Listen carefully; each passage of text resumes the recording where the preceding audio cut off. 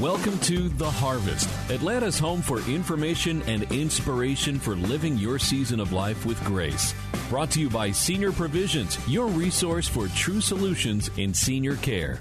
From life planning to home care to assisted living, Senior Provisions is your trusted resource in navigating the harvest season of your life. Now, here's your hosts, Hans and Amy. Good morning, everyone. We're so glad you're able to join us today.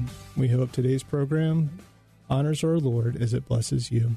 And I'm Hans, and next to me is my beautiful wife, Amy. Good morning, everyone. Welcome to The Harvest. So good to be here with you again today.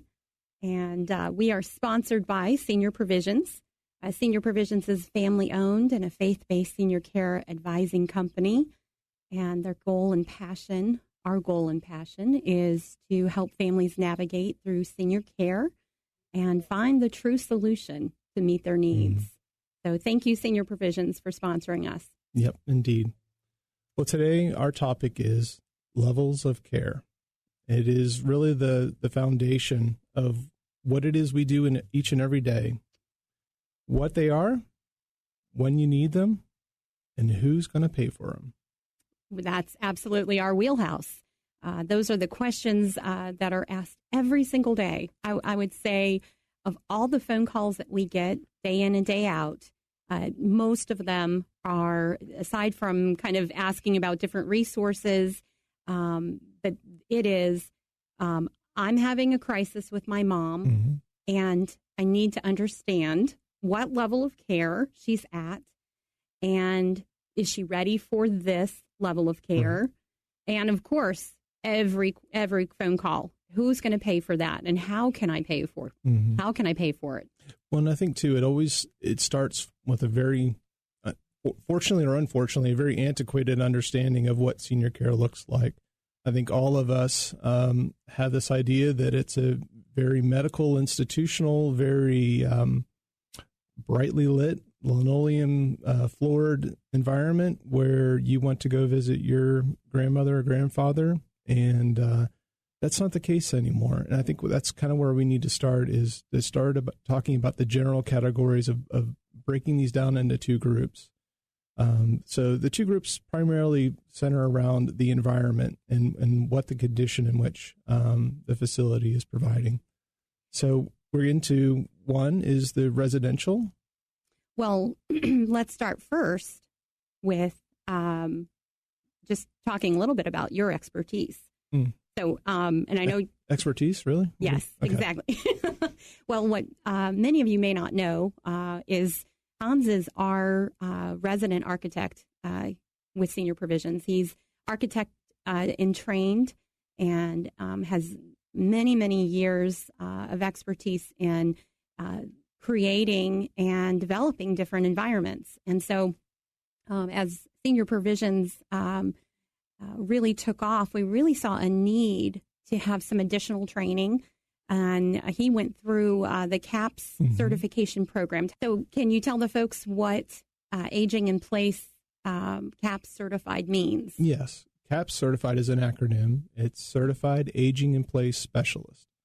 So it really takes all the details and components of what's involved in shaping an environment for someone to age gracefully with limitations of cognitive, visual, hearing, mobility challenges.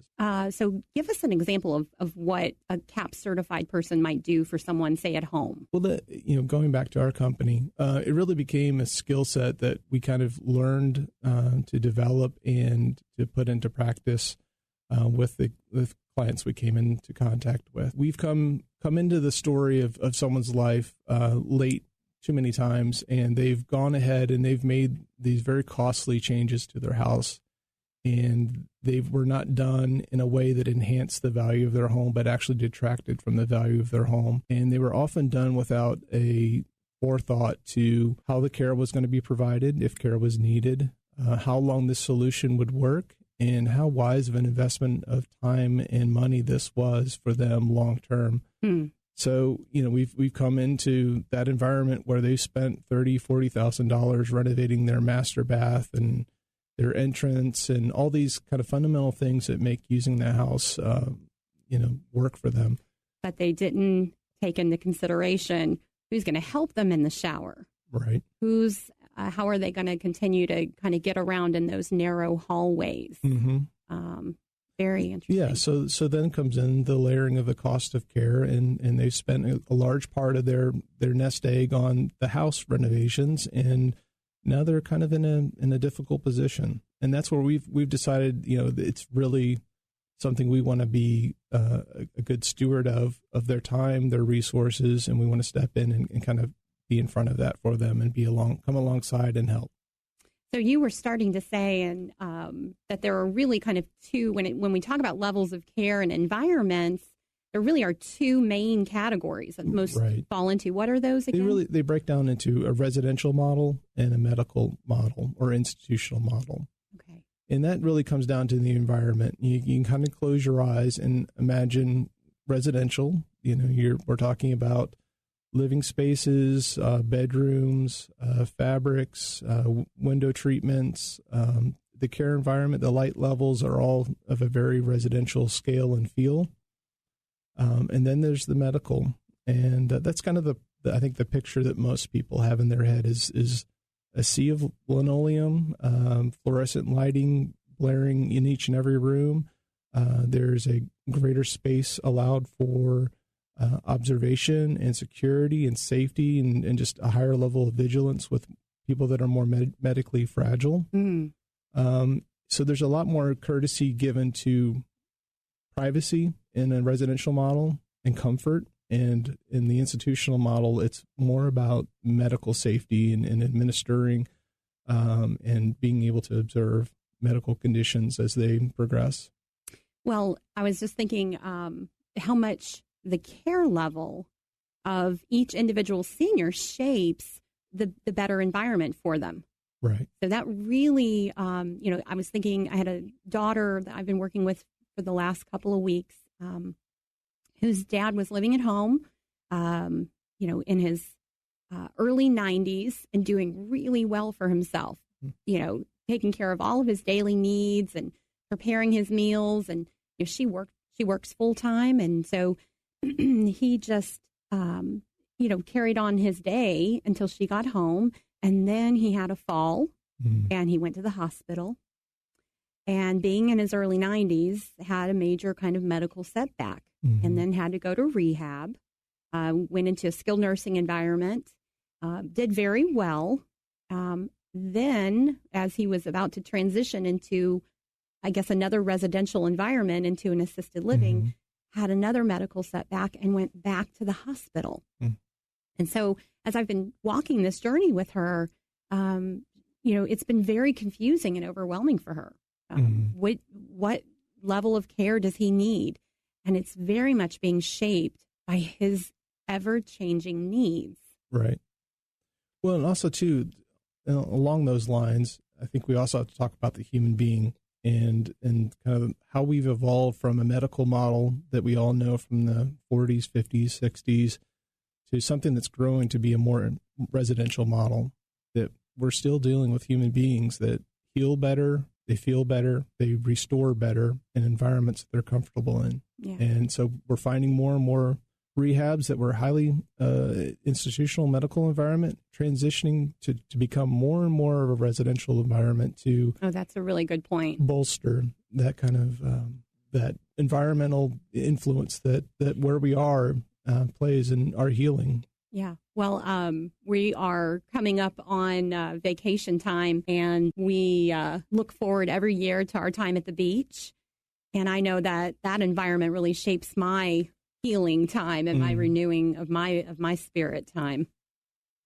Well, I know moving from all these different settings and levels of care can be incredibly overwhelming. I think it's a good time to talk about that, regardless of where you are, whether you're at the hospital, whether you're in the comfort of your home, I think that it's important for us as believers to remember that all of this is ordained. All of these days, as we have said previously, are written in the book of life. None of this is a surprise to God. When I talk to a family who's worrying about, is it time for mom to move into, a secured memory care?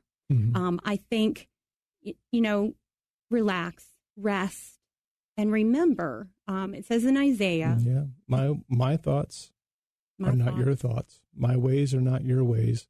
My thoughts and my ways are higher. And I think about Gideon armed with lanterns and baskets. I think about Jericho, the walls crumbling with nothing but horns and drums. I think about a young boy with 5 rocks and a sling conquering a giant. And I think about an omniscient, omnipotent, all-present God that came down, became man, all to just die in our place.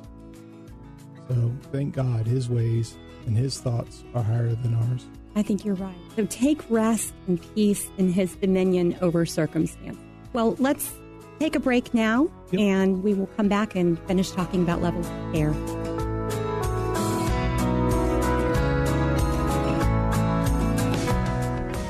My dad grew up during the Depression, served his country, worked hard, and always took care of us. Now he needs care, and I can't do it alone. I made the mistake of looking online for help. Suddenly, my inbox was full, and my phone was ringing off the hook with salespeople.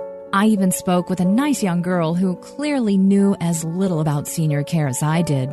She was already setting up tours to see facilities before she knew anything about my dad. To make things worse, his private information was shared with everyone. After hearing my nightmare, a neighbor told me to call Senior Provisions. Senior Provisions believes that you and your dad deserve better. Our experienced advisors will spend the time to understand your needs and provide true solutions while protecting your privacy. Now that is true advocacy. We are Senior Provisions, helping Georgia families find senior care. This is too important to trust to just anyone. Call us today, 888-979-TRUE. 888-979-8783. Welcome back to The Harvest. We're so glad that you came back and joined us again. And we have been talking in studio here about levels of care. What are they? When do you need them? And who's going to pay for them? All 3 very important questions our clients are always asking us day in and day out. So just to, would you recap, Hans? Yeah, we came in, first of all, we broke them down into 2 categories, the residential model and the medical model. And we talked about what the medical model looks and really what the differences are and why they're significant. So let's get more into the residential model. And I think that's really what kind of people need to hear about to update their understanding of senior care. Okay, well, first of all, I want to also make sure I kind of missed the part with the medical model. Who pays for it? Typically, when you are in a hospital stay or short-term rehab stay, is insurance. Right. So for our older adults, it's their Medicare benefit, and for our younger adults who are still benefiting from private insurance would cover those for short-term periods of time. Right. And it's interesting.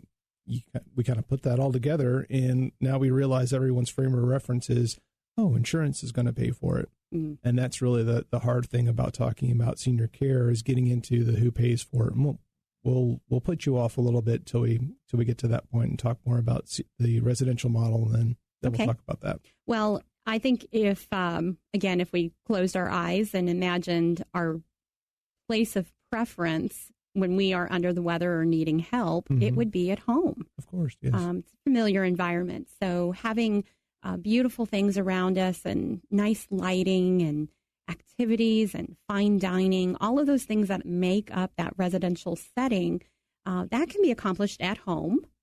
It can also be accomplished. Many of our clients move into an assisted living environment or even a small personal care home. And so those environments afford private space, an apartment, usually some public spaces that are really designed to enhance activities and social engagement. Social engagement, absolutely, which is all important.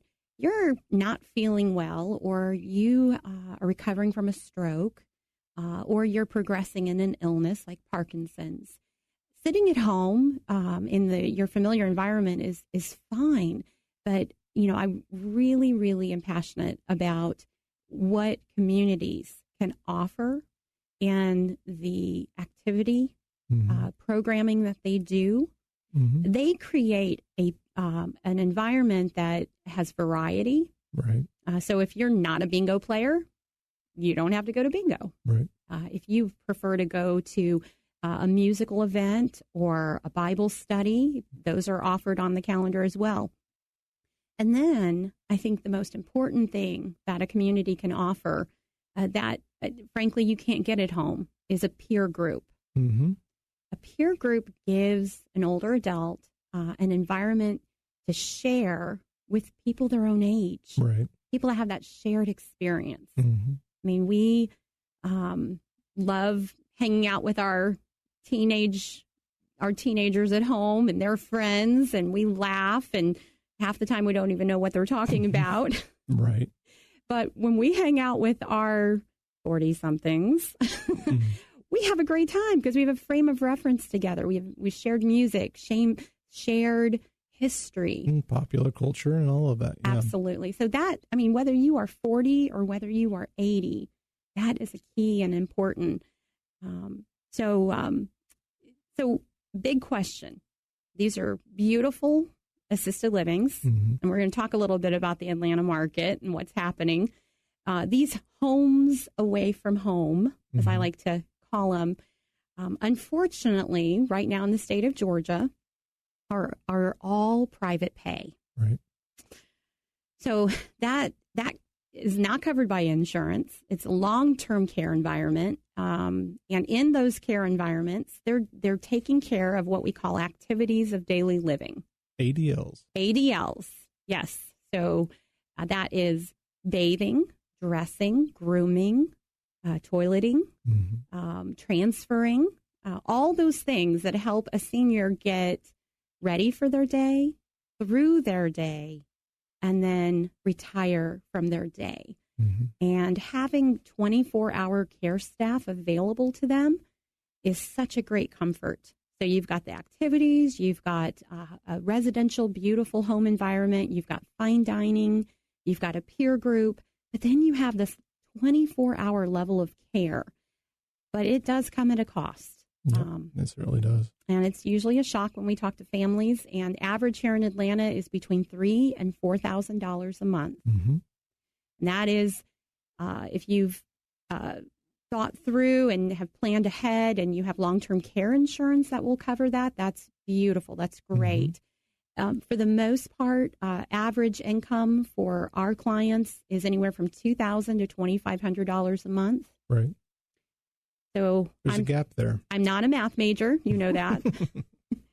There is a gap. Yep.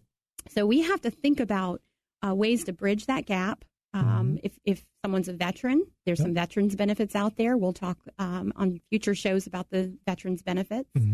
And usually family has to pitch in and help, or there's some type of, equity in the home that can be tapped into.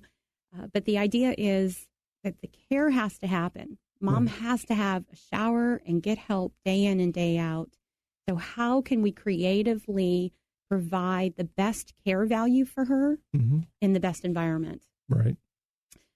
Speaking of choices, Atlanta is and has been exploding with choices in senior care. A new facility on every corner.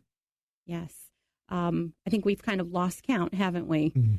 There's great variety. Well, it's a subject of one of our presentations we give in the community, the Senior Care Puzzle. I mean, it is a daunting task for anyone to take on to understand of these existing communities and new communities that are coming in, what makes them different and which one is right.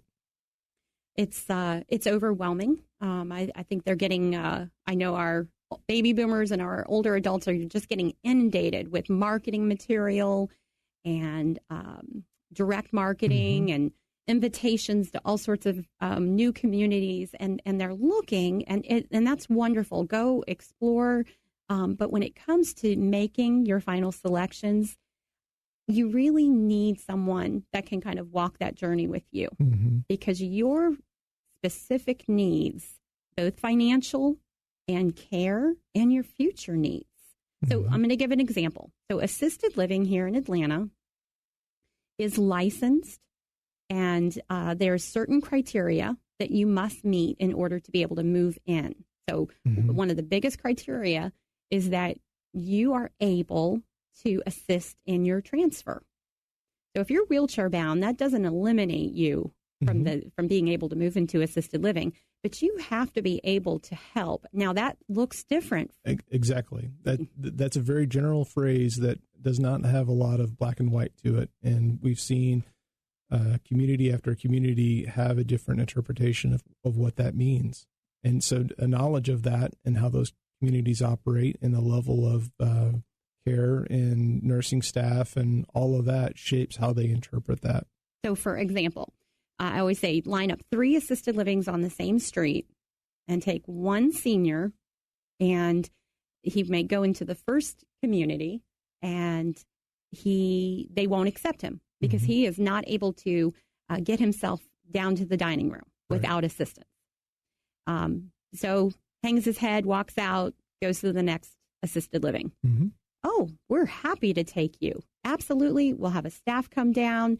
We'll push your wheelchair down to the dining room and push it back or push it onto an activity, and we will assist you in all of your mobility and transferring needs. So awesome. Probably slightly more staff. Yes, there's more staff. Good point.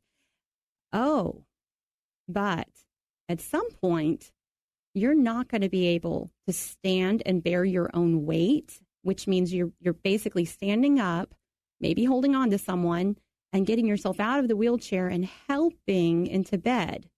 Well, when that point comes, I'm afraid you're going to have to move out.